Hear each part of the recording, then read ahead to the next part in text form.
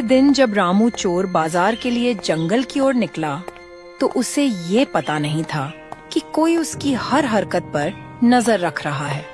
साहूकार चुपके चुपके उसका पीछा कर रहा था।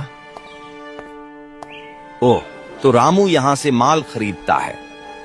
ठीक है, कल मैं भी यहाँ आऊंगा और सोना खरीद लूंगा।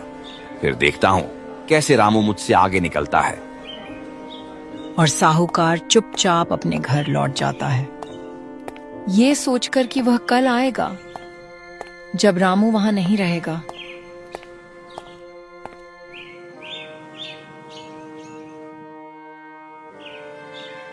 अगले दिन साहूकार चोर बाजार के लिए निकल जाता है।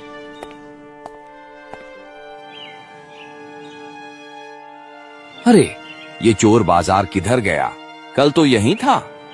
साहूकार इधर उधर देखता है लेकिन उसे कुछ भी नहीं मिलता।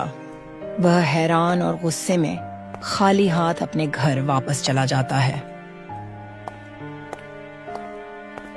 साहूकार घर जाकर भी जंगल के चोर बाजार के बारे में ही सोच रहा था। रामू अपनी पत्नी से कहता है, मैं सोच रहा हूँ एक आखिरी बार चोर बाजार से कुछ खरीद लूं और सबका धन्यवाद कर दूं, क्योंकि उसी की वजह से हमें सब कुछ मिला है। जैसा आपको ठीक लगे।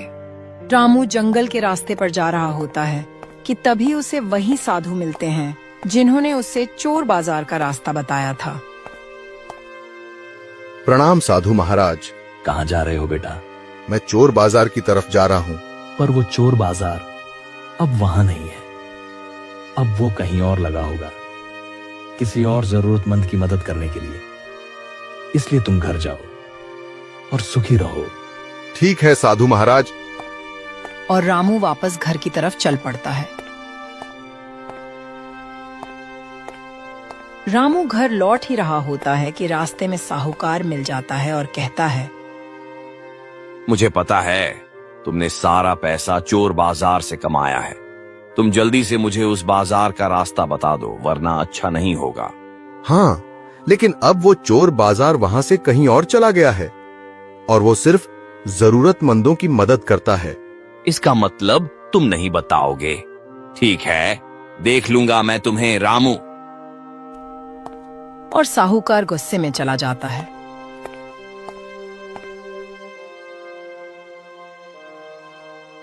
अगली रात जब रामू अपनी दुकान बंद करके घर चला जाता है, उसके जाने के बाद साहूकार वहां आता है और उसके हाथ में जलती हुई मशाल होती है। और गुस्से से तिलमिलाया हुआ साहूकार आधी रात को चोरी छिपे रामू की दुकान को आग लगा देता है। जैसे ही वह भाग रहा होता है, गांव का सरपंच उसे देख लेता है, पर तब तक दुकान बर्बाद हो चुकी होती है और साहूकार भी वहां से भाग जाता है।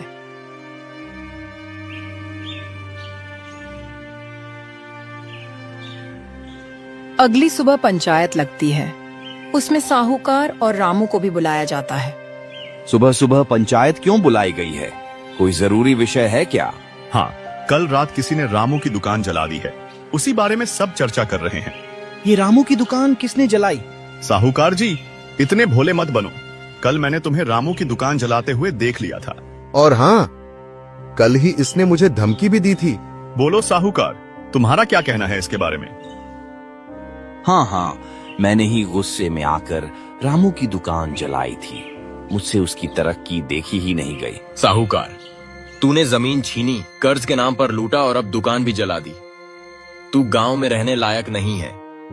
गांव वालों, गुस्से से नहीं, सच्चाई और मेहनत से ही इंसान जीतता है। साहूकार ने अपनी गलती मान ली है, अब उसे माफ कर दो।